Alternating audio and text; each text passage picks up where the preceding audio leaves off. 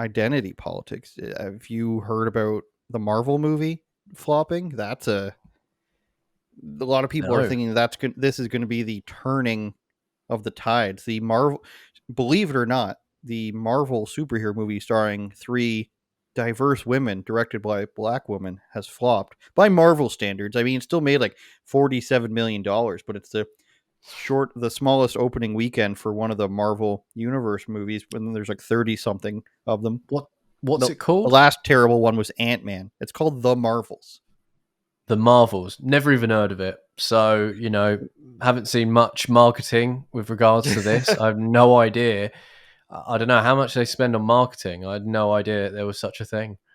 Well, something like a $200 million movie. They made 47 million the opening weekend compared to the first Captain Marvel. It's the Captain Marvel woman. What's her name, Lewis? You know the name. You know the guy, the thing. The thing, yeah. No. It's I don't watch Marvel. I think it's a bit cringe. well, yeah, Captain Marvel. It's what's her name? I'm searching for it. Brie Larson, right? That girl. But Okay. the let's see if we can. Yeah, these are the three stars here All with the women. director in the background, of course, Okay. Of course. and then Interesting. the director there. She's out of her mind a little bit. I was reading a few things where it's more so the author of the article who's imparting identity politics onto her by saying, she's a black woman, look at this black cast, blah, blah, blah. It's so amazing. But in this Vanity Fair interview she gave, completely, incoherent. And to preface it, she talked about a movie she did with Jordan Peele, the black guy who was on Mad TV, and he made the Get Out movie and everything that people liked. They made a movie together called Candyman, which I think was a Oh, I mainly saw black. it. Oh, you saw it? Yeah, How was I that? saw that. Second one sucked. First one's actually all right, but the second one sucked. There was so much identity politics in there. I remember I was seeing a girl at the time, and we went together. I was just gripping her hand, like her hand was just like deformed by the end of the day, and I kept looking at her because they were using things like white privilege and all of these words throughout the movie, and I was just squeezing her hand as hard as I could, Well, just she to annoy her. co-produced that apparently, and this is what she Of had to course she say did. about being on the set. She noticed that the way she's spoken to or heard is different than it would be for someone who doesn't look like her. Quote, sometimes as a black woman, you realize that people think you take up more space than you actually do, or your voice sounds louder to people than it actually is, or your tone is more stern than it actually is, she says. Despite having Jordan Peele's full support on Candyman, DaCosta says that some ridiculous things happened on that set, with crew members saying things that are super inappropriate that you would just never say to anyone else because they were so specific to my gender, race, and age. How much do you want to bet, Lewis, that what these people were saying on a black produced movie starring black people, predominantly for black people, that they were saying it's so amazing that a black woman at your age is making all these movies and Yeah, doing so well for probably, yourself?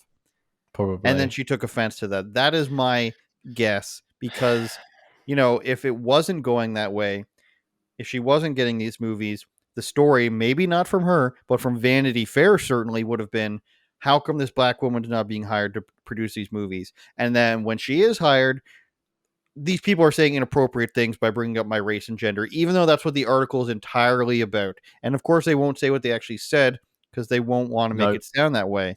And no. then your voice sounds louder than it actually is. Your tone is more stern than it actually is. That just sounds to me like people don't like you.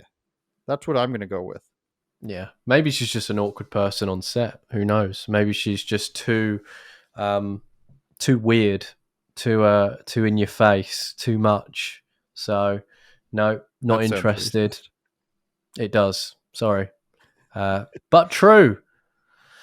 Well, do you remember what Brie Larson said that pissed off all the Marvel fans before? She was on stage at some, like, I don't know, it was the Crystal Award for Excellence in Film. So some woman's thing. And she said 67% of the top critics reviewing the 100 highest grossing movies were white males.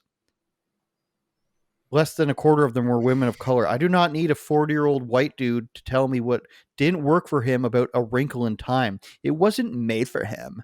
I want to know what the film meant to women of color, to biracial women, to teen women of color, to teens that are biracial. And for the third time, I don't hate white dudes. And then she went on to say, these are just the facts, not her feelings. So a really bad Ben Shapiro then. That's like She was not even really smart. Low IQ channeling Ben Dean Shapiro, Shapiro. who's a woman and who's black as well. Interesting. This is very true. So I don't think we're going to. They're supposed to make like an all female like genre in the Marvel movies that they're like a female.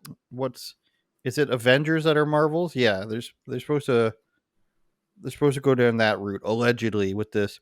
One girl's a Pakistani Canadian girl, the other one's a black girl, and the other one is Brie Larson, who's just insufferable as you can tell. There's too many white guys here. Why are Too so many many white white guys. guys reviewing my movies? I don't How hate you dare guys, but I you? don't like you. Turn it up, Jordan.